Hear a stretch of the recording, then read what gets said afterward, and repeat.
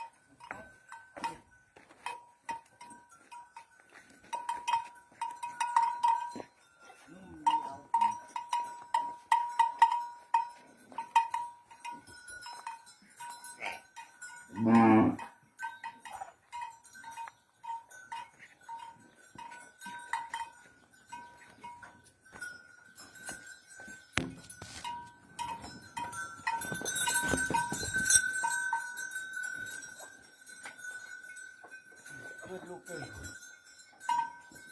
เลือดก่อนนะลูกมันไปน้ำมัน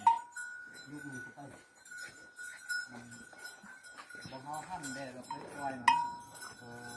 คือตามหม้อนั่นแหละแต่ละมื้อ